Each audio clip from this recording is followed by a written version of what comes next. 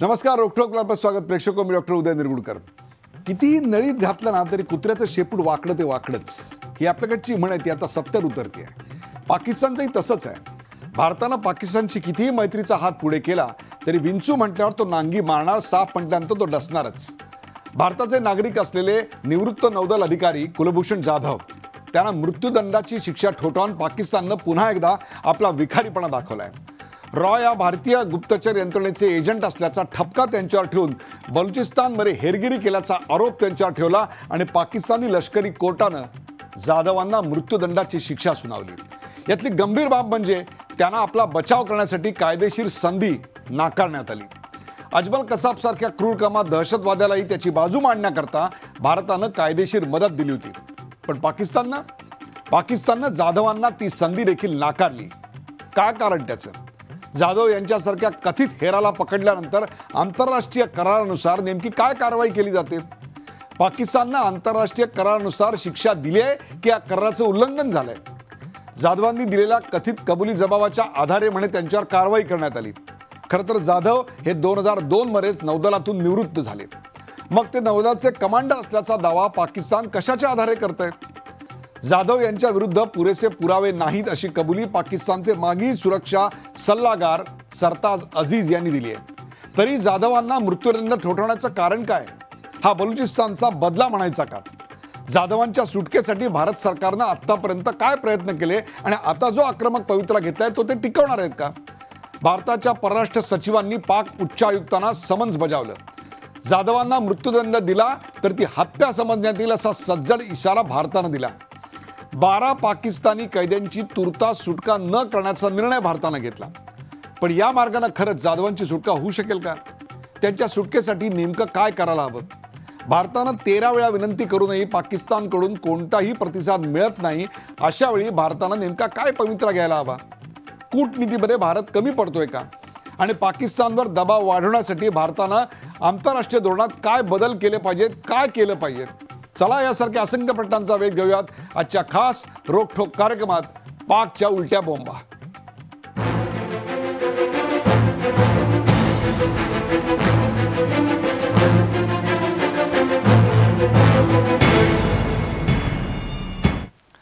पाकच्या उलट्या बोंबा. सुरुवातीला पाहूया या विषयावरचा एक खास रिपोर्ट. भारत आणि पाकिस्तान यांच्यात पुन्हा एकदा संबंध ताणले गेले. भारतीय नागरिक कुलभूषण जाधव यांना पाकिस्तानच्या कोर्टानं मृत्यूदंडाची शिक्षा ठोठावली आहे. त्यांच्यावर पाकिस्तानात हेरगिरी करत असल्याचा ठपका ठेवण्यात आला असून रॉ या भारतीय गुप्तहेर यंत्रणेचे ते सदस्य असल्याचा दावा पाकिस्ताननं केलाय. या घटनेनंतर भारत सरकारनं आक्रमक पवित्रा घेतलाय. भारताच्या परराष्ट्र सचिवांनी पाक उच्चायुक्तांना समन्स बजावलाय. कुलभूषण यांना मृत्यूदंड दिल्यास ही हत्या समजण्यात येईल असा सज्जड इशारा भारतानं दिलाय. एवढंच नव्हे तर 12 पाकिस्तानी कैद्यांची तुर्तास सुटका न करण्याचा निर्णयही भारतानं घेतलाय. हम लोग बिल्कुल संपर्क में है. ये विषय पूरे, अब वो केवल अपने माता पिता का बेटा नहीं है, वो पूरे हिंदुस्तान का बेटा है. और हिंदुस्तान के इस बेटे को बचाने के लिए सुप्रीम कोर्ट की अपील या अच्छा वकील खड़ा करना तो बहुत छोटी बात है भाईजान. हम लोग प्रेसिडेंट तक भी जो बात करनी वो भी करेंगे और किसी ना किसी तरह से इस जाधव को बचाने का काम करेंगे. यह जो फांसी की सजा जो सुनाई गई है, अध्यक्ष महोदया, भारत सरकार उसे स्ट्रांगली कंडेम करती है. और मैं यह भी सदन को आश्वस्त करना चाहता हूं, जो लॉ एंड जस्टिस के बेसिक नॉर्म्स होते हैं उसको बिना ध्यान में रखे यह फांसी की सजा उन्हें सुना दी गई है कुलभूषण जाधव को. और सदन को मैं आश्वस्त करना चाहता हूं, चाहे इसके लिए जो भी करना पड़े भारत सरकार वह करेगी. कुलभूषण जाधव भारतीय हेर असल्याच्या पाकिस्तानच्या आरोपाचा भारतानं सुरुवातीपासूनच इन्कार केलाय. कुलभूषण यांना 3 मार्च 2016 मध्ये पाकिस्तानातल्या बलुचिस्तानमधल्या मश्केल इथून अटक करण्यात आली होती. त्यांना वाचवण्यासाठी सरकारनं आपली ताकद पणाला लावावी असं आवाहन विरोधकांनी केलंय. पाकिस्तान की मिलिट्री अदालत एक अदालत नहीं है बल्कि एक बनाना अदालत है, जहां पर बगैर किसी एविडेंस के, बगैर किसी प्रूफ के उन्होंने फैसला दिया है. यकीनन इस शख्स को, हमारे हिंदुस्तान के शहरी को एक धोखा देकर ईरान से उसको पकड़कर लाए और सारी दुनिया के सामने इस तरह का एक नाटक कर रहे हैं. तो मैं सरकार से इस बात का मुतालबा करता हूं कि आपके पास बहुत बड़ी ताकत है, आपके पास इन्फ्लुएंस है, आप उसका इस्तेमाल क्यों नहीं कर रहे? सरकार अपना इन्फ्लुएंस इस्तेमाल करे, चाहे वो इंटरनेशनल इन्फ्लुएंस हो, और उसको वापस लाने की पूरी कोशिश करे। कुलभूषण जाधव यांना मृत्यूदंड देण्याच्या निर्णयामुळे भारतात संतापाची लाट उसळली आहे. We are living in a civilized world, और अगर उन्होंने जासूसी की भी है जो पाकिस्तान कहता है, हम नहीं मानते हैं उसको, तो दैट इज़ अनदर डिबेट और आर्ग्यूमेंट. बट सवाल यह है कि इन चीज़ों पे फांसी नहीं लगती है. आमतौर पे जो दो मुल्कों में जिनमें रिश्ते ठीक होते हैं, हमारा कोई आज की तारीख में कोई जंग तो नहीं चल रहा है आपसी, तो रास्ता निकल आता है कि भाई आप तो दोस्ती की बात कर रहे हैं, आप तो बातचीत की बात कर रहे हैं, फिर इस तरह का रिएक्शन क्यों? कुलभूषण यांना वाचवण्यासाठी भारत सरकारनं आक्रमक पवित्रा घेतलाय खरा, पण पाकिस्तानला नमवण्यासाठी ही पावलं पुरेशी आहेत का, याकडे आता सर्वांचं लक्ष लागलंय. Bureau report, Zee Media. पाकच्या उलट्या बोंबा या विषयावरचा हा रिपोर्ट पाहिला, पण त्याची चर्चा करण्यासाठी आपण आमंत्रित केलं आपल्या सोबत आहेत डॉक्टर रत्नाकर महाजन, काँग्रेसचे प्रवक्ते. डॉक्टर रत्नाकर महाजन आज आमच्या स्टुडिओमध्ये आहेत. सर, आपलं स्वागत. आपल्या बरोबर आहेत भारतीय जनता पक्षाचे प्रवक्ते विश्वास पाठकजी, आपलं स्वागत. आणि ज्येष्ठ पत्रकार जतीन देसाई, किंबहुना भारत पाक संबंधांचे अत्यंत चाणाक्ष असे अभ्यासक जतीन देसाई आपल्या बरोबर आहेत. हेमंत महाजन, निवृत्त ब्रिगेडियर, भारतीय सैन्य दलाचे निवृत्त ब्रिगेडियर हेमंत महाजन हे देखील आपल्याबरोबर पुण्यातून या कार्यक्रमात सहभागी होत आहेत. आपलंही स्वागत. आणि आंतरराष्ट्रीय संबंधांचे अभ्यासक डॉक्टर शैलेंद्र देवळणकर हे देखील आज आपल्या सोबत आहेत, त्यांचंही स्वागत. जतीन देसाई, पाकिस्तानमध्ये 20 लाख भारतीय राहतात, ते सुरक्षित आहेत? समजलं नाही. 20 लाख भारतीय, त्यांचं मूळ ओरिजिन भारतीय होतं, त्यांचे नातेवाईक काही इकडे आहेत, काही लोक तिकडे राहत आहेत, त्यांचे घनिष्ठ संबंध इकडे आहेत, अशी माणसं सेफ म्हणायची आता? नाही, लक्षात घ्या की पाकिस्तानची आजची जी काही स्थिती आहे की पाकिस्तानची स्थापना मुळातच झाली की ज्याला जिनाने म्हटलेलं होमलँड फॉर साऊथ एशियन्स अशा स्वरूपानं त्यांचं ते वर्णन केलेलं. परंतु आज पाकिस्तान हा मुस्लिमांचं वतन राहिलेलं नाही, ही वस्तुस्थिती आहे. मुस्लिम कशा स्वरूपाचं, म्हणजे पाकिस्तानमध्ये आज साधारण अशा स्वरूपानं की 80% सुन्नी मुस्लिम आहेत आणि साधारण 16% जे आहेत ते शी आहेत आणि बाकी जे आहेत ते हिंदू, ख्रिश्चन, अहमदी आणि पारसी अशा स्वरूपानं आहे. सुन्नी त्यातला जो काही हार्ड लाईनर आहे सुन्नीचं, वेगवेगळे जे काही दहशतवादी संघटना आपण जे काही पाहतो ते शियाना मुस्लिमानात नाही, ते अहमदियाना तर जुल्फिकार अली भुतोनीस 1974ला जुल्फिकार अली भुतोनी त्यांना काफिरच जाहीर करून टाकलेलं. त्यामुळे अहमदिया मुस्लिम नाही. आणि खरं सांगायचं तर अहमदियांचं पाकिस्तान अस्तित्वात यावं यासाठी अहमदियांचा खूप मोठा वाटा होता. म्हणजे पाकिस्तान रिझॉल्युशन आपण ज्याला म्हणतो, लाहोर रिझॉल्युशन, की त्यात सर्वात मोठं त्यात रिझॉल्युशनमध्ये वाटा होता सर जफरुल्ला खानचा, जे पाकिस्तानचे पहिले परराष्ट्रमंत्री देखील होते. काश्मीरचा प्रश्न जेव्हा संयुक्त राष्ट्रात गेला तेव्हा पाकिस्तानच्या बाजूनं सर जफरुल्ला खाननी भूमिका मांडलेली. ते सर जफरुल्ला खानला मानत अहमदिया होते. पाकिस्तानचे पहिले नोबेल पुरस्कार विजेते डॉक्टर अब्दुल सलाम, त्यांचं तर शेवट अत्यंत वाईट झालं की त्यांना मानत असतं, म्हणजे अहमदियांना मानत नाही, शियाना मानत नाही. तर अत्यंत म्हणजे पाकिस्तान अत्यंत अडचणीत अशा स्वरूपानं दहशतवादी वेगवेगळ्या ज्या काही मिलिटंट संघटना आहेत, वहाबी, सलाफी, तिथे जे यांचा जो काही प्रभाव आहे त्यामुळे ते सेफ आहेत. लक्षात घ्या, मी फक्त हिंदू अशा स्वरूपानं म्हणत नाही. तिकडे हिंदू ज्या स्वरूपानं सेफ नाही त्या स्वरूपानं ख्रिश्चनही नाही, त्या स्वरूपानं पारसी नाही, त्या स्वरूपानं शिया नाही, आणि सुन्नींमधले देखील जे लिबरल, डेमोक्रॅट, सेक्युलर ते देखील सेफ नाही. म्हणजे अशा स्वरूपानं मला असं वाटतं की आपण पाकिस्तानच्या संदर्भात विचार करताना त्याला टोटॅलिटीमध्ये पाहणं आवश्यक आहे. म्हणणं आहे की फक्त हिंदूच नाही तर कोणीच तिकडे सेफ नाही, अत्यंत वाईट अशा प्रकारचं आपली मांडणी आहे. विश्वास पाठक, आमच्या एका निवृत्त नौदल अधिकाऱ्याला पकडलं जातं, पळवलं जातं, आपल्या देशात आणून त्याला आम्ही पकडलं असं जाहीर केलं जातं आणि मग त्याच्यावर कोर्ट मार्शलसारखी एखादी इन्क्वायरी करून त्याला फाशीची शिक्षा सुनावली जाते, मृत्यूदंडाची शिक्षा सुनावली जाते. पाकिस्तानबद्दलच्या भारताच्या परराष्ट्र नीतीचा, कूटनीतीचा हा पराभव मानायचा? नाही, याला सरसकट पराभव असं म्हणता येणार नाही. कारण ही लढाई कशी आहे तर मानव विरुद्ध जनावर अशी लढाई आहे. त्यामुळे इथे नियमांचं पालन एकीकडनं होत असतं, दुसरीकडनं ते होत नसतं. माझ्या मते हा आपल्या भारतातल्या एका व्यक्तीचा खून आहे आणि त्याच्या माध्यमातून त्यांना काय करायचं आहे तर भारताला उपसवायचं आहे. आणि उपसवण्याचं कारण काय तर पाकिस्तानचं फ्रस्ट्रेशन अजून वाढत चाललेलं आहे. वाढण्याचं कारण की एकंदरीत भारताचं ज्या प्रकारे ग्रोथ चालू आहे, आर्थिक स्टेबिलिटी येते आहे, दमदारपणे हे आपलं देश पावलं पुढे घेत आहे. आणि टायमिंग देखील बघा तुम्ही की बांगलादेशच्या ज्या हे आहेत प्रधानमंत्री हसीना शेख या देखील इथे आलेल्या आहेत. त्यांच्याने आपले संबंध ज्या प्रकारे चालू आहेत हे सगळं लक्षात घेता त्यांनी फ्रस्ट्रेशनमध्ये टाकलेलं एक पाऊल आहे. आणि हे कसं केलं तर ज्याला म्हणतात की पूर्वतयारी न करता एक केलेला हा एक असा घाट आहे. घाट कसा तर त्यांनी तिथल्या आपले जे कुलभूषण जाधव आहे यांना तिकडनं किडनॅप केलं. आता किडनॅप केलं हे भारत सरकार म्हणत नाही आहे तर जर्मनीचे माजी राष्ट्रदूत देखील म्हणतात आहे की त्यांना हे किडनॅप केलं. आणि किडनॅप केल्यानंतर रॉचे जे आपले एक अधिकारी आहे 25 वर्ष ज्यांनी पाकिस्तानचा डेस्क सांभाळला आहे त्यांनी देखील म्हटलं की हे अशा प्रकारचं कृत्य नाही आहे, मुद्दाम यांनी पकडलेलं आहे.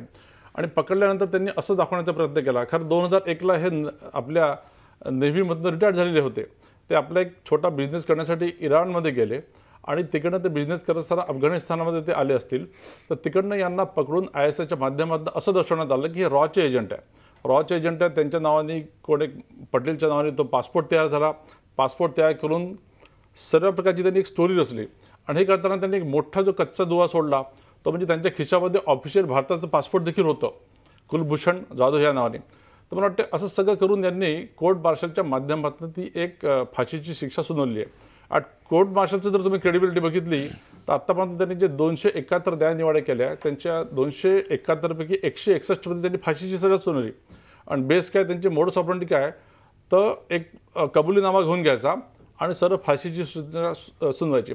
मला असं वाटतं हे फार विचित्र प्रकारे केलेलं हे ऑपरेशन आहे. याला भारत सरकार चांगलं कूटनीतीने उत्तर देईल, यांचे प्राण वाचतील. यांना चला, भारत चांगलं कूटनीतीनं उत्तर देईल असं म्हणताय, परंतु आता या क्षणाला आमच्या एका नागरिकाला तिथे पकडलं जातं आणि त्याला देहदंडाची शिक्षा सुनावली जाते. हा एक प्रकारे आपल्या कूटनीतीचा पराभव नाही का? रत्नाकर महाजन काय सांगाल? आत्तापर्यंत हे कधीही घडलेलं होतं ते आत्ता घडतंय. आपण मगाशी सांगितलं त्याप्रमाणे 2015 सालापासून भारतानं एकूण 13 लव्ह लेटर्स पाकिस्तान सरकारला लिहिली. आपण हा लव्ह लेटर शब्द का वापरताय? आत्ता सहज आठवला म्हणून वापरला, त्याला काही फार सिग्निफिकन्स नाही. तर त्या 13 लव्ह लेटर्समध्ये या प्रकरणी आम्हाला काउन्सिलर ॲक्सेस द्यावा अशी विनंती केलेली होती. वस्तुतः 1963 सालच्या Geneva international protocol on consular ॲक्सेसच्या 36व्या कलमाप्रमाणे अशा प्रत्येक प्रकरणी काउन्सिलर ॲक्सेस देणं हे अनिवार्य मानलं जातं, अपरिहार्य मानलं जातं. 13 वेळा विनंती करूनसुद्धा पाकिस्ताननं तो काउन्सिलर ॲक्सेस दिला नाही. इन द फर्स्ट प्लेस त्यांना ही देण्याचं भाग पाडण्याच्या कामी भारत सरकारनं काय केलं याचा जाब भारतीय जनतेने मागितला पाहिजे. आणि दुसरं, इतक्या पद्धतीनं सांगूनसुद्धा जर एका आंतरराष्ट्रीय कलमातल्या कायद्यातल्या महत्त्वाच्या कलमाचा भंग पाकिस्तान करत असेल तर याच्यावर एक उपाय आंतरराष्ट्रीय न्यायालयात जाऊन पाकिस्तानवर दबाव आणणं हाही असू शकतो किंवा युनोसारख्या अन्य जागतिक व्यासपीठांवर हे सगळं सांगून पाकिस्तानला आणखीन अलग-थलग पाडण्याची आणि लोकांपासून विलग करण्याची जी रणनीती आहे तीसुद्धा असू शकते. आज परिस्थिती अशी आहे की या प्रश्नावर संसदेपासून रस्त्यापर्यंत सर्व लोक, सर्व भारतीय नागरिक भारत सरकारनं अधिक प्रोॲक्टिव्ह पद्धतीनं आणि अधिक सक्रिय पद्धतीनं पाकिस्तानवर डिप्लोमॅटिक कुरघोडी करण्याची हीच वेळ आहे. आत्ता जर केलं नाही तर पुढं कधीही करता येणार नाही. मी लव्ह लेटर हा शब्द तुम्हाला अशा करता विचारला कारण पंतप्रधान होण्या अगोदर या शब्दाचा प्रयोग दस्तूरखुद्द नरेंद्र मोदी यांनी केला होता. मनमोहन सिंग यांनी पत्र लिहिणं बंद करावं याकरता विश्वास पाठक त्यांनी लव्ह लेटर असा शब्द वापरला होता एका मुलाखतीमध्ये. पाकिस्तानला लव्ह लेटर लिहिणं बंद केलं पाहिजे, पाकिस्तानला पाकिस्तानच्या भाषेतच उत्तर दिलं पाहिजे अशी भाजपची भूमिका होती. नरेंद्र मोदींनी पंतप्रधान बनण्या अगोदर तशी भूमिका मुलाखतीतनं मांडलेली होती. आता मला सांगा, पाकिस्तानला त्याच्या भाषेत तुम्ही काय उत्तर देणार आहात? आपला एक निरपराध नागरिक तिकडे पकडला गेलाय आणि त्याला देहदंडाची शिक्षा झाली आहे. विश्वास पाठक. जिनेवा प्रोटोकॉलप्रमाणे आपल्याला काउन्सिलर ॲक्सेस देणं हे आवश्यक होतं. त्या दृष्टीने जी काही प्रक्रिया करायची होती, जे काही रिक्वेस्ट लेटर पाठवायचे ते आपण लेटर पाठवलेले. 13 रिमाइंडर्सचे खरोखर जास्त रिमाइंडर झाले. मात्र लव्ह लेटर आणि नरेंद्र मोदींची कृती, तर आपण त्यांच्या देशामध्ये त्यांच्या भूमीत जाऊन जो आपण सर्जिकल स्ट्राईक केला हे सर्व जगाने पाहिलेलंच आहे. तर या सर्व पार्श्वभूमीवर पाकिस्तानचे फ्रस्ट्रेशन आहे आणि फ्रस्ट्रेशन असल्यामुळे आणि याच्या पुढची जी कूटनीती आहे ही नक्कीच हे सरकार दमदारपणे लवकरच त्याच्यावर पावलं घेतील. आज आपण जर बघितलं असाल लोकसभेमध्ये आणि राज्यसभेमध्ये तर परराष्ट्र मंत्र्यांनी नंतर आपल्या गृहमंत्र्यांनी हेच म्हणलं की आम्हाला जे जे करणं शक्य आहे आम्ही ते सगळं करणार आहे आणि हा जर त्यांना फाशीवर शिक्षा दिली तर हा एक मर्डर समजला जाईल आणि त्याप्रमाणे इंटरनॅशनल ज्या काही रॅमिफिकेशन असतील त्याला पाकिस्तानला तोंड द्यावं लागेल आणि कूटनीतीचा भाग म्हणून हे सगळं विश्वास पाठक हे जे आहे ना ते प्रतिक्रियावादी आहे. मुळात अशी घटना करायला पाकिस्तान धजावलं का हा खरा सवाल आहे. हेमंत महाजन आपल्या बरोबर आहेत, ब्रिगेडियर हेमंत महाजन. पाकिस्तानला आपल्याला उकसवायचं आहे. पाकिस्तानचं हे नैराश्य आहे. भारताची प्रगती होते आहे त्यामुळे पाकिस्तान हा नैराश्याच्या गर्तेत आहे. मुळात पाकिस्तान हा एक अनागोंदीचा देश आहे. तिकडे दहशतवाद पूर्णपणे फोफावला आहे. त्याची फळं दस्तूरखुद्द पाकिस्तानच भोगतोय. आपल्याला फक्त त्यातला काही भाग मिळतोय. अशा प्रकारचं एक मांडणी इथे आत्ता होती आहे. परंतु इतक्या घाईनं मृत्यूदंडाचा निर्णय देण्यात आला हे कायद्याला धरून आहे का? पाकच्या आर्मी ॲक्टमध्ये बदल करून आत्तापर्यंत 160 जणांना मृत्यूदंड देण्यात आला. त्यातल्या 20 जणांना फाशी देखील देण्यात आलेली आहे. हे सगळं खरोखरच आंतरराष्ट्रीय नियमाला धरून होतं आहे असं आपल्याला वाटतंय का? हेमंत महाजन. नक्कीच नाही. आपला प्रश्न अतिशय महत्त्वाचा आहे की हे आंतरराष्ट्रीय कायद्याला धरून आहे का? तर त्याचं उत्तर पुन्हा एकदा सांगतो, अजिबात नाही. याला मुख्य 2 कारणं आहेत. पहिलं कारण असं की ज्या वेळेला आपण कुठल्याही नागरिकाची ट्रायल करतो तर ती सिव्हिल कोर्टमध्ये केली जाते. या वेळेला ही ट्रायल त्यांनी मिलिटरी कोर्टनी केली. लक्षात ठेवा, जे मिलिटरी कोर्ट असतात ज्याला GCM म्हणजे जनरल कोर्ट मार्शल म्हटलं जातं, SGCM, त्यांचे 3 वेगवेगळे प्रकार आहेत आणि त्यांना वेगवेगळ्या प्रकारच्या शिक्षा देण्यात येतात. आणि सर्वात उच्च दर्जाचं जे कोर्ट असतं ते असतं GCM. त्याला इथे त्यांनी फील्ड जनरल कोर्ट मार्शल असं म्हटलेलं आहे. हे तुमच्या सैनिकांकरता असतं जे सैनिकी गुन्हे करतात त्यांच्याकरता. अशा प्रकारे कधीही मला घडल्याचं आठवत नाही आहे की भारताच्या लष्करी कोर्टनी कुठल्या परदेशाच्या नागरिकांवरती कारवाई करून त्यांना शिक्षा दिलेली आहे. कारण या सैनिकी न्यायालयाची जी रचना असते ती एकदम वेगळी असते. आपले जे सिव्हिल कोर्ट असते त्याच्यामधले जे न्यायाधीश असतात ते क्वालिफाईड असतात. त्यांना लॉ आणि न्यायालयाचं त्यांना काम त्यांनी 20-25 वर्ष केलेलं असतं. मात्र जे जनरल कोर्ट मार्शल आहे त्याच्यामध्ये जे काम करणारे अधिकारी असतात हे नॉर्मल लष्करी अधिकारी असतात आणि ज्याचा पूर्ण कॉन्सेप्ट आहे की हे कॉमन सेन्स अप्रोचवरती ठरवतात की यांनी गुन्हा केला आहे की नाही. आपल्याला आठवत असेल की आपल्याकडे न्याय पद्धतीमध्ये अनेक वर्षापूर्वी एक ज्युरीची सिस्टीम होती ज्यामध्ये वेगवेगळ्या क्षेत्रातल्या लोकांना बोलवलं जायचं आणि मग ते डिसाईड करायचे की मी समजा एका कुठल्याही क्षेत्रातला महान व्यक्ती आहे की कॉमन सेन्स अप्रोच वापरून मी हा गुन्हा केला आहे की नाही. पण ती सिस्टीम आपण आपल्या देशामध्ये ती बंद केलेली आहे आणि याला कारणं आंतरराष्ट्रीय होती. म्हणून मिलिटरी कोर्ट जे आहे, जे मिलिटरीमध्ये जे चुका होतात, गुन्हे होतात त्यांच्याकरता ते लागू असतं आणि आंतरराष्ट्रीय कायद्याप्रमाणे हे नक्कीच चुकीचं आहे. म्हणून आपला जो प्रश्न आहे की आंतरराष्ट्रीय कायद्याला हे लागू नाही का, तर उत्तर आहे अजिबात नाही. याच्यावरती आपण नक्कीच म्हणजे त्याच्यावरती कारवाई करायला पाहिजे आणि त्यांना सांगायला पाहिजे. कारण या मिलिटरी कोर्टमध्ये एव्हिडन्सचा जो प्रॉब्लेम आहे तो वेगळ्याच पद्धतीचा आहे. हा पूर्ण जो एव्हिडन्स आहे केवळ एका गोष्टीवरती अवलंबून आहे की त्यांनी स्वतःहून सांगितलं की मी हा गुन्हा केला. तिथे कुठले साक्षीदार नव्हते, ओपन कोर्टची सिस्टीम नव्हती. जे लोक हाच तर खरा सवाल आहे ते ब्रिगेडियर हेमंत महाजन. नव्हते. हेमंत महाजन, इकडे दहशतवादी कृत्य करताना शेकडो लोकांना मारताना कसाबला लाईव्ह पकडलं गेल्यानंतर सुद्धा त्याच्यावर गुन्हा दाखल केला गेला. एवढंच नाही तर त्या गुन्ह्याची आपल्याकडे चांगल्या प्रकारे सुनावणी झाली, त्याला वकील देण्यात आला, त्याची बाजू या देशात मांडण्यात आली आणि पूर्णपणे बचावाची संधी मिळाल्यानंतर जेव्हा त्याच्यावरचा गुन्हा साबित झाला त्यानंतर त्याला फाशी देण्यात आली. हे सगळं अत्यंत खुलेपणानं भारतीय मीडियानी यथोचित दाखवलं होतं, आंतरराष्ट्रीय मीडियात देखील दिसलं होतं. मग मला सांगा हेमंत महाजन, असं असताना पाकिस्तानमध्ये असं का होऊ शकलं नाही? असं काय आहे पाकिस्तानमध्ये की जे अशा प्रकारच्या खुल्या ट्रायलपासून घाबरत होते? कारण अगदी सरळ आणि साफ आहे. जर ही केस खुल्या कोर्टामध्ये जर चालू झाली असती तर ती पहिल्याच काही दिवसांमध्ये फॉल अपार्ट झाली असती. म्हणजे त्यांना त्यामधलं काहीही सिद्ध करता आलं नसतं. कारण त्यांना जे पकडलं आहे ते इराणमधल्या चाबार बंदरामध्ये पकडलेलं आहे. त्याकरता पुष्कळ एव्हिडन्स अवेलेबल आहे.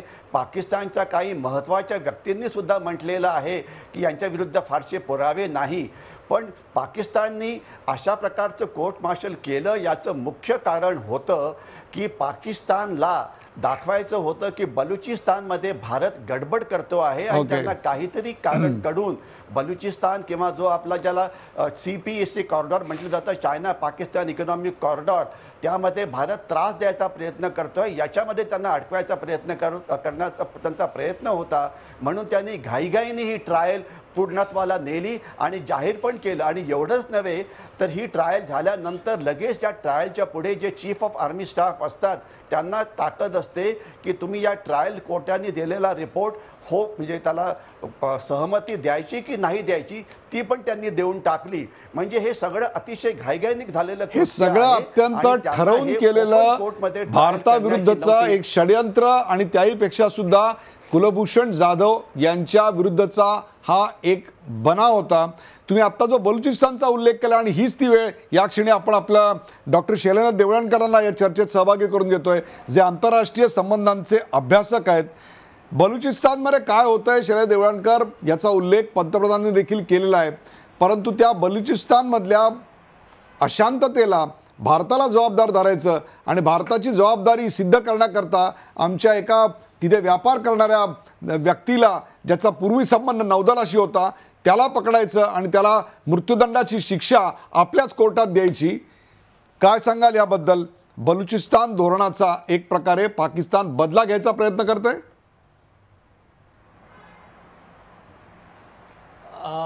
उदयजी, प्रथम तर या संपूर्ण पाकिस्तानच्या ॲक्टचं प्रथम तर मला अनसिव्हिलाइज्ड ॲक्ट अशा स्वरूपाने करू द्या. याचं अनसिव्हिलाइज्ड ॲक्ट हे या एका अनसिव्हिलाइज्ड नेशनकडनं झालेलं ॲक्ट असं देखील मला या संदर्भात म्हटलं पाहिजे. साधारणतः आंतरराष्ट्रीय समुदायामध्ये 193 देश आहेत आणि हे सगळे युनायटेड नेशन्सचे मेंबर्स आहेत आणि यांच्यामधले परस्पर संबंध कसे असावेत याच्या संदर्भामध्ये जसं आता महाजन सरांनी 1963च्या व्हिएन्ना कराराचा उल्लेख केला त्याचप्रमाणे महाजन सरांनी सांगितलं की ह्या सगळ्या राष्ट्रांचे परस्परांशी कसे व्यवहार असले पाहिजेत या संदर्भामध्ये नियम हे कोडिफाईड आहेत आणि जवळपास सर्वच नेशन्स त्याचा फॉलो करतात. पहिल्यांदा असं घडलेलं आहे की एका परकीय नागरिकाला तुम्ही कोर्ट मार्शल दिलेला आहे. परकीय नागरिकांना याचं कारण असं आहे की आपल्याकडे मागे काही वर्षांपूर्वी काही इटालियन मरीन्स होते ज्यांच्याकडनं काही भारतीयांची हत्या झाली होती, परंतु आपणही त्यांना आपल्या ज्युडिशियल प्रोसेसमध्ये सिव्हिल कोर्टमध्ये त्यांच्यावरचा खटला चालला, आपण त्यांना पॅरोलवरती सोडलेलं देखील होतं, ते इटलीला पण जाऊन आलेले होते.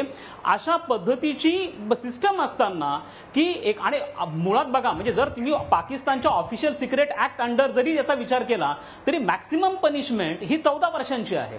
असं असतानाही जेव्हा मृत्यूदंड दिला जातो हा एक्स्ट्रीम केस जेव्हा दहशतवादी आहे अशा संदर्भात होतो, पण मोठे मोठे दहशतवादी पाकिस्तानमध्ये बसलेले आहेत. मग तो सईद असेल, देवळणकर, हा पाकिस्तान आर्म्स ऍक्ट जो आहे देवळणकर, तो पाकिस्तान आर्म ऍक्ट अलीकडच्या काळात त्याच्यात सुधारणा करण्यात आल्या किंवा बदल करण्यात आले किंवा त्याची काय म्हणू आपण त्यात काय अमेंडमेंट सुचवण्यात आलेले आहेत त्याच्या आधारे हे चालू केलं आहे, ज्याच्यावर आंतरराष्ट्रीय समुदायामध्ये प्रचंड मोठ्या प्रमाणात आता टीका होती आहे. कारण त्या बदलांमध्ये फाशीच्या शिक्षेचा उल्लेख करण्यात आलेला आहे. त्यामुळे पाकिस्तान आपल्या बदललेल्या कायद्यानुसार हे करत आहे असा बचाव करून घेऊ शकते. Please go ahead. हो, याच्यामध्ये एक अत्यंत महत्त्वाचा अँगल आहे ज्या अँगलची आपल्याला चर्चा करावी लागणार आहे. त्यांना कॅप्चर केलंय ISIने आणि त्यानंतर कोर्ट मार्शल झालेला आहे. लक्षात घ्या की सध्या जर पाकिस्तानची अंतर्गत परिस्थिती आपण असं बघितली तर पाकिस्तानची लोकशाही कमालीची धोक्यामध्ये आलेली आहे. पाकिस्तानचं शासन आणि पाकिस्तानचे जे शासन प्रमुख नवाज शरीफ आहेत यांच्यावरती भ्रष्टाचाराचे अत्यंत गंभीर आरोप आहे. शासन आणि पाकिस्तानमधलं लष्कर यांच्यामध्ये मोठ्या प्रमाणात सुंदोपसुंदी चाललेली आहे, संघर्ष पराकोटीला पोहोचलेला आहे. लष्कर हे सातत्याने आपली बाजू कशी मजबूत आहे हे दाखवण्याचा प्रयत्न करत आहे आणि याच प्रकरणांमधनं, ह्याच संघर्षामधनं कुलभूषण जाधव यांच्यावरचा खटला लष्कराकडनं चालवला गेला. याच्यातनं लष्कराला पुन्हा एकदा आपलं महत्व सिद्ध करायचं आहे आणि लष्कर हे सातत्याने प्रयत्न करत आहे की कोणत्याही परिस्थितीमध्ये शासकीय पातळीवरती भारत आणि पाकिस्तान यांच्यामधले संबंध सुरळीत चालायला नकोत. भारत आणि पाकिस्तानमधली जी विश्वास प्रक्रिया 2008 नंतर खंडित झालेली आहे ती सातत्याने खंडितच राहिली पाहिजे आहे, याचा प्रयत्न जाणीवपूर्वक पाकिस्तानच्या लष्कराकडनं होतो आहे. म्हणून लष्कराकडनं केली गेलेली कुरघोडी आहे या दृष्टिकोनातून आपल्याला विचार करावा लागेल. हा एक अँगल आहे. दुसरा अँगल जो तेवढाच महत्वाचा आहे की आतापर्यंत आपण ज्या ज्या वेळेला पाकिस्तान बरोबर ती विश्वास निर्मिती प्रक्रियेच्या अंतर्गत चर्चा करत गेलेलो आहोत त्या त्या वेळेला आपण लष्कराला कधीही इन्व्हॉल्व केलेलं नाहीये. फार क्वचित वेळेला ज्या वेळेला DGMOs म्हणजे डायरेक्टर जनरल ऑफ मिलिटरी ऑपरेशनच्या संदर्भामध्ये ज्या बॉर्डरवरती काही फायरिंग होती त्याच वेळेला पाकिस्तानच्या लष्कराला इन्व्हॉल्व केलं गेलेलं आहे. पाकिस्तानच्या लष्कराला अदरवाईज कोणत्याही टॉक्स मध्ये आपण इन्व्हॉल्व केलेलं नाहीये. ही पाकिस्तानच्या लष्कराची सातत्याने इच्छा आहे की त्यांना जसं तुम्ही नवाज शरीफला इन्व्हॉल्व करता तसं त्यांनाही इन्व्हॉल्व केलं गेलं पाहिजे. त्यामुळे आता बॉल त्यांनी आपल्या कोर्टामध्ये टाकलेला आहे. कदाचित जर नवाज शरीफ याच्यात इंटरव्हेन करू शकत नसेल तर आपण डायरेक्टली लष्कराबरोबर म्हणजे बजवान बरोबर आपण टॉक करू शकतो का, म्हणजे पुन्हा एकदा लष्कराला आपल्याला हेल्म ऑफ अफेअर्स मध्ये घेऊन यायचं आहे. देवाणकर याच्यामध्ये एक स्ट्रॅटेजिक याच्यामध्ये देवाणकर तुमची सूचना आहे ती एका विचारसरणीत एका थॉट प्रोसेस मधून आली आहे. परंतु जर आपण भारत एक सरकार म्हणून जर पाकिस्तानमधल्या लष्कराशी तिथल्या पंतप्रधानांना किंवा तिथल्या व्यवस्थेला वगळून जर बोलायचा प्रयत्न केला तर याचे गंभीर आंतरराष्ट्रीय पडसाद होऊ शकतात का, मान्यवरांकडून जाणून घ्या. तसंच अत्यंत महत्त्वाचं म्हणजे या सगळ्यावर आंतरराष्ट्रीय प्रक्रिया का बरं अजून उमटली नाही, चर्चा करूया का ब्रेक नंतर. कुठे जाऊन का पाहत राहा जी24 तास. आपण पाहताय पाकच्या उलट्या बोंबा.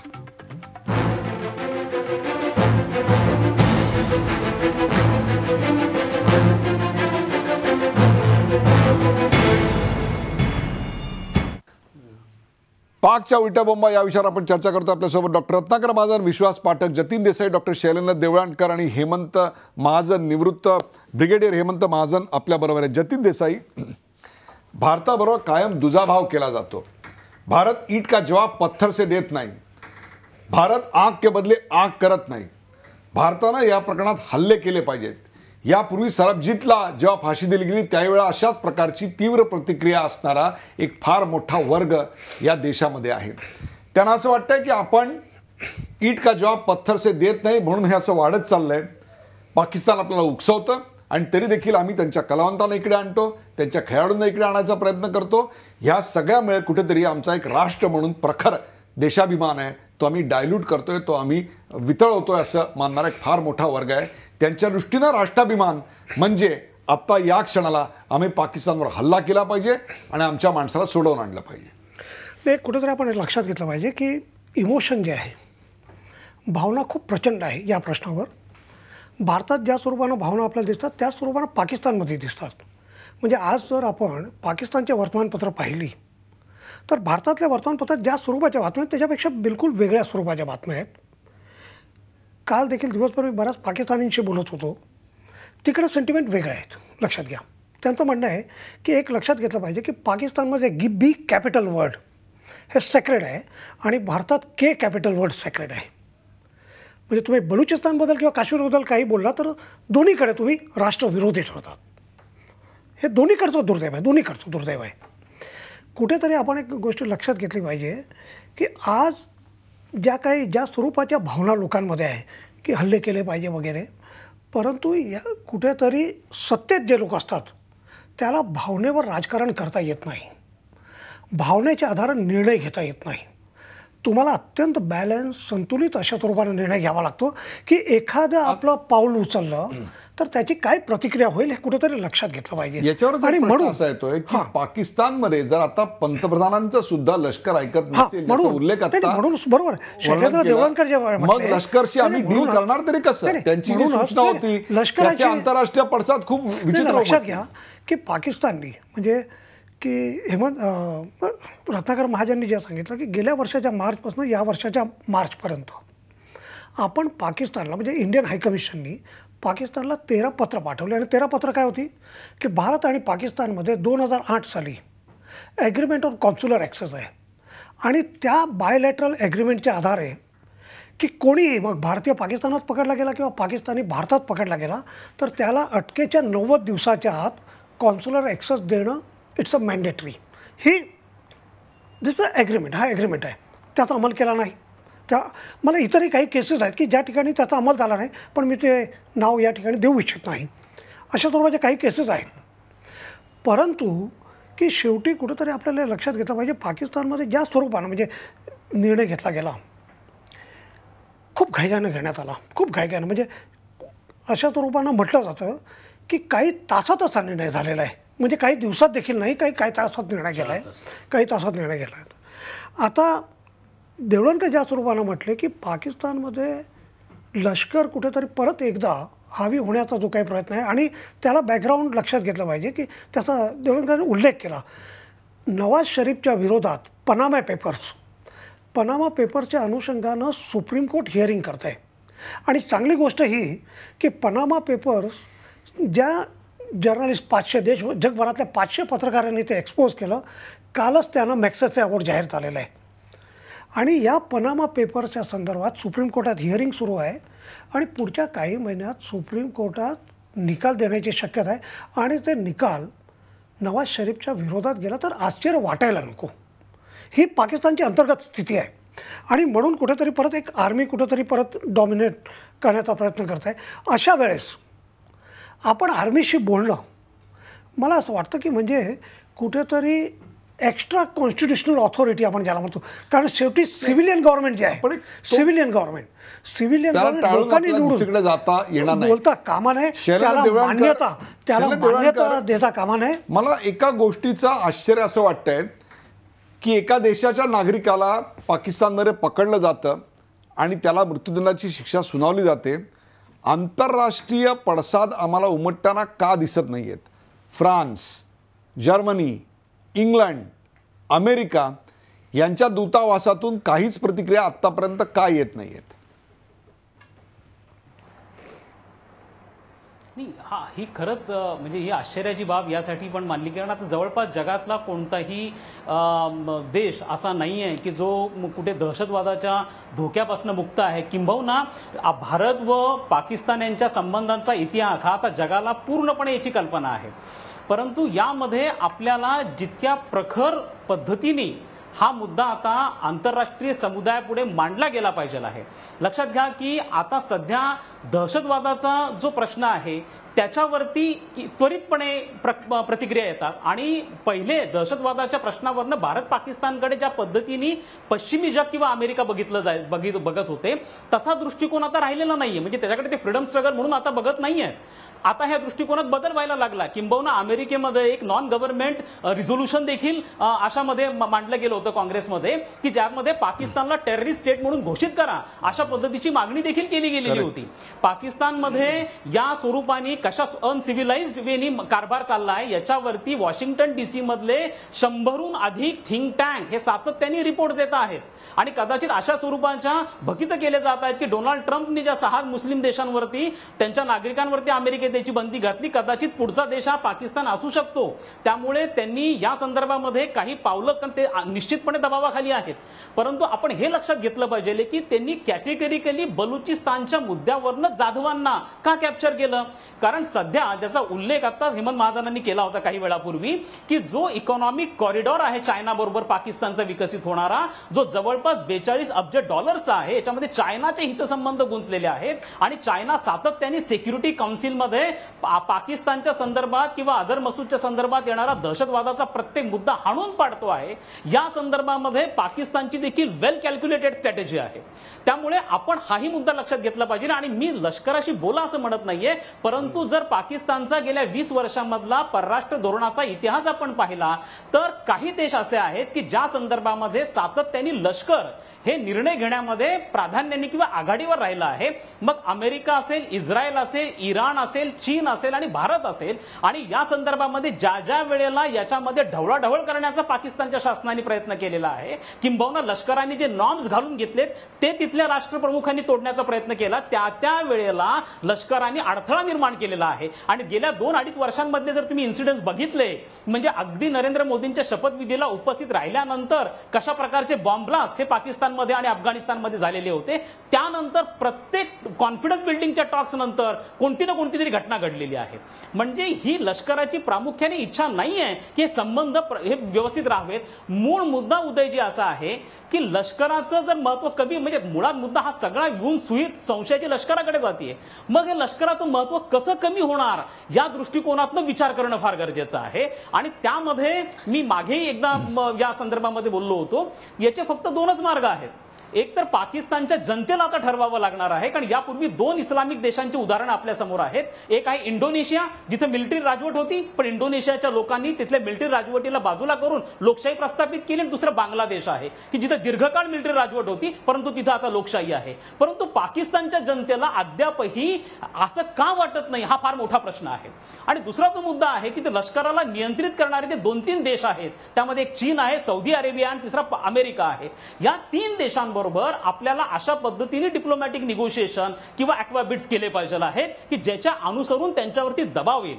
कारण जोपर्यंत लष्कर ऍक्टिव्ह आहे तोपर्यंत रिलेशन्स नॉर्मल होणार नाहीत, तोपर्यंत दहशतवादाचा प्रश्न सुटणार नाहीत, तोपर्यंत कदाचित अशा स्वरूपाने खोट्या आरोपाखाली लोकांना पकडणं आणि त्यांना फाशीची शिक्षा देण्याची इन्सिडेंसेस भविष्यात चालू राहतील. मला या ठिकाणी जाऊन पुढे तुम्हाला कसा प्रश्न विचारायचा आहे की फाशीची शिक्षा ही एक प्रकारे धमकी आहे, परंतु त्यांना साध्य दुसरंच काहीतरी करायचं आहे, अशा प्रकारचा एक त्यांचा डाव असू शकत नाही का शैलेंद्र देवळाणकर?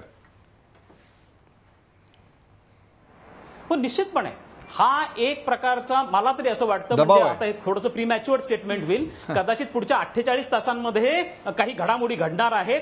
हा एक बार्गेनिंगचा टूल आहे, हे लक्षात घ्या की त्यांनी अशा स्वरूपाने एक ऍक्शन घेतलेली आहे आणि आता आपल्याकडनं कशा प्रकारचा प्रतिसाद येतो हे बघणार आहे. लक्षात घ्या, पुढच्या 48 तास फार महत्वाचे आहेत आणि कदाचित भारत काही टोकाची भूमिका घेऊ शकतो. आणि त्याची पहिला निर्णय घेणार आहोत की आपलं जे पाकिस्तानचं दूतावास दिल्लीमधलं आहे त्याच्यामधला 50% स्टाफ आपण घरी पाठवणार आहोत, त्यांना माघारी पाठवणार आहोत. आणि हा पहिला निर्णय होईल. त्याला रेसिप्रोकेट पाकिस्तान कसं करतं यावर निश्चय येईल. कदाचित त्यावेळेला गव्हर्नमेंट इंटरफेअर करेल पाकिस्तानचं या सगळ्या प्रकरणांमध्ये, परंतु या संदर्भातली एक प्रकारची ऑपरेशन करण्याची देखील पद्धती आहे आणि त्यानुसार हे 48 तास फार महत्वाचे राहणार आहेत. लष्कर कदाचित ते बघतंय की कशा पद्धतीने आपण रिॲक्ट करतो. ब्रिगेडियर महाजन, आता या क्षणाला कुलभूषण जाधव यांना सोडण्यासाठी या देशानं काय केलं पाहिजे, सरकारनं काय केलं पाहिजे, एक एक्स मिलिटरी म्हणून मला आपला काय सल्ला आहे? खरं तर ॲक्च्युली आजच्या जे आपलं डिस्कशन आहे त्याच्यामधला हा सर्वात महत्त्वाचा मुद्दा असायला पाहिजे. पाकिस्तानमध्ये काय चाललं आहे याच्यावरती आपण पुढचे 7 दिवससुद्धा बोलू शकतो, तरी पण तो वेळ पुरणार नाही. पण आपण कुलभूषण जाधव यांना कसं वाचवलं पाहिजे यावरती जास्त फोकस करायला पाहिजे. तो आजचा महत्त्वाचा मुद्दा आहे. तर थोडक्यात त्याचं उत्तर आहे की पाकिस्तानवरती दबाव टाकायला पाहिजे, ज्यामुळे ही फाशीची शिक्षा रद्द होईल आणि कुलभूषण जाधव यांना भारतामध्ये परत आणता येईल. आता प्रश्न असा आहे की हा दबाव कसा टाकायचा. दबाव टाकण्याच्या अनेक पद्धती आहेत, ज्यामध्ये एक डिप्लोमॅटिक आहे. यामध्ये 1-2 मुद्दे मी मांडू इच्छितो की यांना कुलभूषण जाधव यांना इराणमधून पकडलं होतं हे बहुतेक सगळेजण मानत आहेत. तर त्याच्यामुळे आपल्याला इराणची मदत घ्यायला पाहिजे. तो एक भाग झाला, कारण त्यांना सगळ्यांना ती कल्पना आहे की हे असं घडलेलं आहे. दुसरं, आंतरराष्ट्रीय पातळीवरती पाकिस्तानच्या विरुद्ध भरपूर राग आहे, कारण बहुतेक सगळ्या दहशतवादाचं जे मूळ असतं ते पाकिस्तानमध्ये असतं. युरोपियन कंट्रीजमध्ये मोठ्या प्रमाणात दहशतवाद आहे, अमेरिकेला सुद्धा त्याच्यामुळे त्रास होतो आहे. आणि ट्रम्पनी म्हटलं पण होतं की आम्ही त्यांच्याविरुद्ध कारवाई करणार आहे, पण नंतर ते आपल्याच प्रश्नामध्ये अडकले. तर मुत्सुद्देगिरी करून आपल्याला बाकीच्या देशांना कन्व्हिन्स करायला पाहिजे की यांनी आंतरराष्ट्रीय कायद्याचा भंग केलेला आहे आणि हे आंतरराष्ट्रीय सुरक्षेकरता हा एक मोठा धोका आहे. मुत्सद्देगिरीचे अजून अनेक पॉईंट होऊ शकतात, पण त्यातले परंतु 2 मुद्दे आपण सुचवलेले आहेत. पाकिस्तानवरती दबाव टाक. बरोबर आहे, आपण 2 मुद्दे. रत्नाकर महाजन, वेळेची मर्यादा लक्षात घ्या. थोडक्यात रत्नाकर महाजन, काय केलं पाहिजे? आता मला सर्वप्रथम अभिनंदन केलं पाहिजे की काँग्रेस पक्षानं देखील संसदेमध्ये आज एकीचं दर्शन घडवलं. काँग्रेस आणि भारतीय जनता पक्ष या दोघांनी यावर सर्वसाधारणपणे एकमत असल्याचं अतिशय रेअर अशी आम्हाला घटना आज दिसत होती. काय सांगाल? नाही, संसदेमध्ये किंवा रस्त्यावर आपापसातले राजकीय मतभेद विसरून सर्वच लोक या प्रश्नावर एक आहेत. सारा देश एक आहे, याबद्दल काही वाद असण्याची गरज नाही. त्यामुळं काँग्रेस पक्षाची सुद्धा इतरांकडून अभिनंदनाची अपेक्षा नाही आहे, कारण हे शेवटी राष्ट्रीय कर्तव्य आहे. मुद्दा असा आहे की पाकिस्तानचं वर्णन थोडक्यात जर करायचं असेल तर number 1 it is a failed state आणि number 2 it is a schizophrenic state असं करावं लागेल. त्याचं कारण असं की पाकिस्तानच्या एस्टॅब्लिशमेंटमध्ये भारताच्याबद्दलचा द्वेष इतिहासातून निर्माण झालेला कितीही असला तरी सामान्य भारतीय नागरिकांच्या तसंच सामान्य पाकिस्तानी नागरिकांच्या मनामध्ये एकमेकांबद्दलची ओढ, प्रेम आणि आकर्षण अजून कायम आहे. सहकार्याची भावना अजून कायम आहे.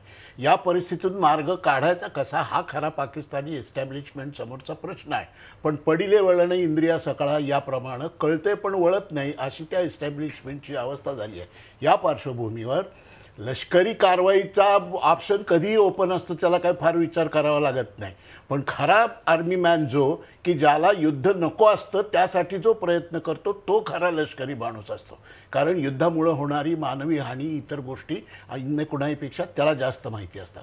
म्हणून आंतरराष्ट्रीय पातळीवर विविध देश जागतिक व्यासपीठांवर पाकिस्तानची ही आगळीक त्यांच्यासमोर आणून जागतिक जनमताचा दबाव पाकिस्तानवर आणणे, त्याच वेळेला अन्य काही आर्थिक आणि व्यापारविषयक जे काही गोष्टी असतात ते करणे आणि वकिलाती संबंधितले आता देवळणकर म्हणले त्याप्रमाणे करणे, या सर्व बाजूनी ऑल प्रॉन्ग अप्रोच घेऊन या परिस्थितीवर मात करावी लागेल. एक शेवटचा प्रश्न, वेळेची मर्यादा लक्षात घेता. विश्वास पाठक, भारतीय जनता पक्षाचे प्रवक्ते, सरकार पुढच्या 28 तासात नेमकं काय करलं असं आपल्याला वाटतं? आता अत्यंत टोकाची अशी एक भूमिका शरद देवळणकर यांनी मानली, ती म्हणजे 50% काउन्सिलर स्टाफ पाकिस्तानचा परत पाठवला जाईल.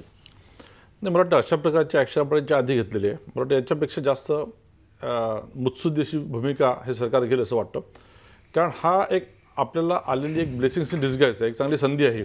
याच्या माध्यमातून आपल्याला आंतरराष्ट्रीय पातळीवर हे पटवून द्यायला फार सोपं जाणार आहे की आज जे भारताबरोबर झालं हे उद्या इराणच्या कोणत्याही एखाद्या परदेशी नागरिकाबरोबर ते होऊ शकतं. करेक्ट. आणि या पार्श्वभूमीवर आणि यांनी ज्या प्रकारे केस हाताळलेली आहे पाकिस्तानने, अक्षरशः घिसडघाईनी केलेली आहे, त्याच्यात त्यांनी काय केलं की इट इज विशिटेड बाय फ्रॉड. जेव्हा फ्रॉड हे प्रूव्ह होईल, कारण मिलिटरीचा कुठेही संबंध नाही, ते व्यक्ती नेव्हलमधून 2001मध्ये रिटायर्ड झालेली आहे, म्हणजे बादरांना संबंध जोडून त्याला आणून कसं तरी त्या कोर्ट ऑफ मार्शलसमोर बसवणं आणि एकतर्फी निर्णय देणं हे मुळामध्येच विशिटेड बाय फ्रॉड असल्यामुळे हे पूर्णपणे गळून पडणार आहे आणि आंतरराष्ट्रीय स्तरावर हा एक होणार आहे. आणि आपण नक्कीच यांना कुलभूषण जाधवांना वाचवण्यामध्ये आपल्याला यश मिळणार आहे आणि याच्या माध्यमातून आपण बरेचसे पॉईंट स्कोअर करणार आहे. प्रेक्षक, पाकच्या उलट्या बॉम्बा या विषयावरची गंभीर चर्चा आपण पाहिली. पाकिस्तान हे आता मुस्लिम वतन राहिलेलं नाही, पाकिस्तानात कुणीही सुरक्षित नाही, हिंदुत्व सोडूनच द्या असं जतीन देसाई यांनी यावेळी स्पष्ट सोदाहरण आपल्याला सांगितलं. भारत सगळ्याच आघाड्यांवर प्रगती करते, दमदार पावलं टाकते. पाकिस्तानात त्यामुळे नैराश्य वाढलंय, त्यात हसीना शेख भारतात आल्या, त्यांचे आपले संबंध सुधारत आहेत, त्यामुळे कुलभूषण जाधवांना मृत्यूदंड देण्याचा घाट रचण्यात आला. पण भारत त्याला कूटनीतीनं प्रत्युत्तर देईल आणि जाधव यांचे प्राण वाचतील अशी अपेक्षा विश्वास पाठक यांनी व्यक्त केली. 13 लव्ह लेटर म्हणजे विनंतीपत्र पाठवूनही पाकिस्तान जर ऐकत नसेल तर भारतानं काय केलं याचा जाब भारत सरकारला विचारला पाहिजे. या प्रकरणी पाकिस्तानवर दबाव आणण्याकरता आंतरराष्ट्रीय न्यायालयात दाद मागितलीच पाहिजे.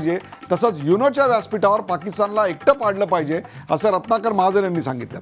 कुलभूषण जाधव यांना मृत्यूदंडाची शिक्षा सुनावून पाकिस्ताननं आंतरराष्ट्रीय कायद्याचा भंग केलाय. कुणाही विदेशी नागरिकाला लष्करी कोर्ट सजा सुनावत नाही, असे खटले सिव्हिल कोर्टातच चालवले जातात. पण घाईघाईने सुनावणी होऊन जाधवांना मृत्यूदंड देऊन पाकिस्ताननं चूक केली आहे असं हेमंत महाजन यांनी सांगितलं. एका असंस्कृत देशाचं असंस्कृत कृत्य अशा शब्दात शैलेंद्र देवळाणकर यांनी पाकिस्तानचा खरपूस समाचार घेतला.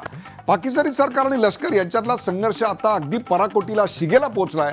भारत आणि पाकिस्तान यांच्यातल्या वाटाघाटी सफल होऊ नयेत या हेतूनं पाक लष्कर अशा कुरघोडी कायम करत असतं, कुरापती काढत असतं. या वाटाघाटींमध्ये पाकिस्तानी लष्करालाही सहभागी करून घ्यावं यासाठीच हा त्यांचा खटाटोप आहे. याकडे देवळाणकर यांनी लक्ष वेधलं. प्रेक्षको, कुलभूषण जाधवांना मृत्यूदंडाची शिक्षा ठोठावून पाकिस्ताननं भारताला खुलं आव्हान दिलंय. भारत आता या आव्हानाचा सामना कसा करतोय पाहावं लागेल. सर्जिकल स्ट्राईक करून पाकिस्तानच्या नांग्या ठेचण्याची धमक भारतानं याआधी दाखवून दिली आहे. आता राजनैतिक दृष्टीनं आंतरराष्ट्रीय व्यासपीठावर पाकिस्तानला एकटं पाडण्याकरता भारताला योग्य पावलं उचलावी लागतील. त्यासाठी आपलं सगळं कसब पणावा लावावं लागेल. पाकिस्तानला ठेचण्याची, नमवण्याची ही एक संधी आहे. पाकिस्तानच्या कुरापती आणखीन वाढल्या तर त्यांचे संबंध भारताबरोबरचे सुधारणार नाहीत याची जाणीव तिथल्याही जनतेला आहे आणि इथल्याही जनतेला आहे. भारत पाक हे एकमेकांचे शेजारी आहेत. आपल्या शेजारी कोण हे निवडायचा आपला अधिकार नाही, पण शेजाऱ्याचं वर्तन बदलवायची हिंमत आणि धमक मात्र आता भारतात निश्चित आहे. एवढं या प्रयत्नानं जरी कळलं तरी पुष्कळ झालं.